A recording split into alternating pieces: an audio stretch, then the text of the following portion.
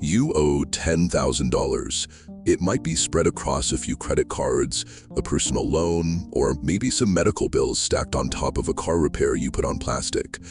When you look at your fixed $42,000 salary, wiping out a $10,000 balance feels entirely out of reach. That number sits in your head, heavy and rigid. And it feels that way because compounding interest, where you are charged a percentage on the original amount, plus the accumulated interest from previous months, makes the balance actively expand every single month, regardless of your effort. This paralyzing effect comes from focusing on the total balance as a single, overwhelming figure, rather than looking at the specific variables driving that growth. The order you attack those variables matters significantly more than the total dollar amount you throw at them. This chart shows how to organize the attack. Instead of looking at the total dollar balances, you rank a lineup of your debts purely by their interest rate percentages. This strategy works in reality. A guy named Ryan recently documented how he paid off his own $10,000 debt, making just over $38,000 a year, and it took him exactly 14 months. Escaping the cycle is entirely possible on a modest income. You just have to apply a specific tactical order to the chaos. The most common way people try to manage their debt is also their biggest strategic failure. They pay the minimum on everything. It keeps you running in place while the wheel gets bigger. You owe $3,000 at 24% APR, $4,000 at 19%, and a $3,000 loan at 12%.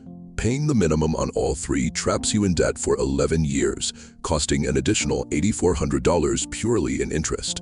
Minimum payments are a designed system.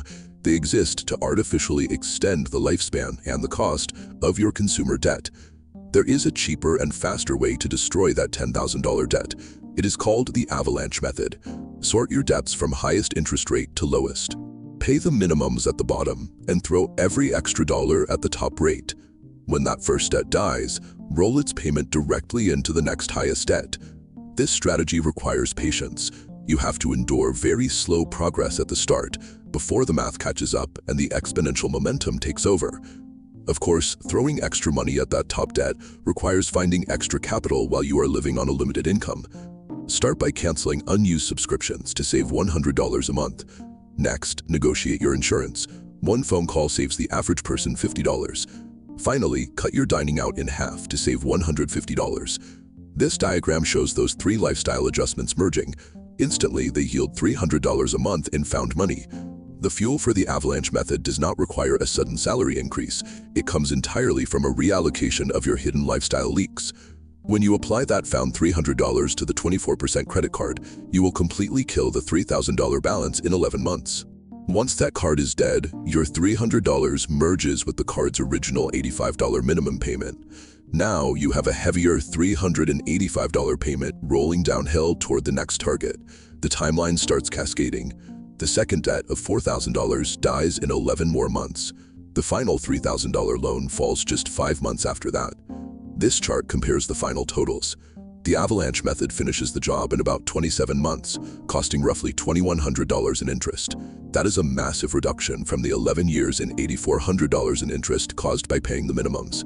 Combining found money with strategic targeting radically compresses the timeline of the debt and drastically limits your financial loss to interest. But none of this works without one critical behavioral step. You must automate the payments. Do not wait until you feel motivated. Schedule the extra payment to auto-draft the day after payday so it bypasses human motivation entirely. To help with the psychology, track the interest avoided rather than just the balance paid. That first $300 payment on the 24% card saves you $6 in interest in month 1 alone. A structured, automated equation removes the variables of human error. Following these specific steps drives the balance to zero every time.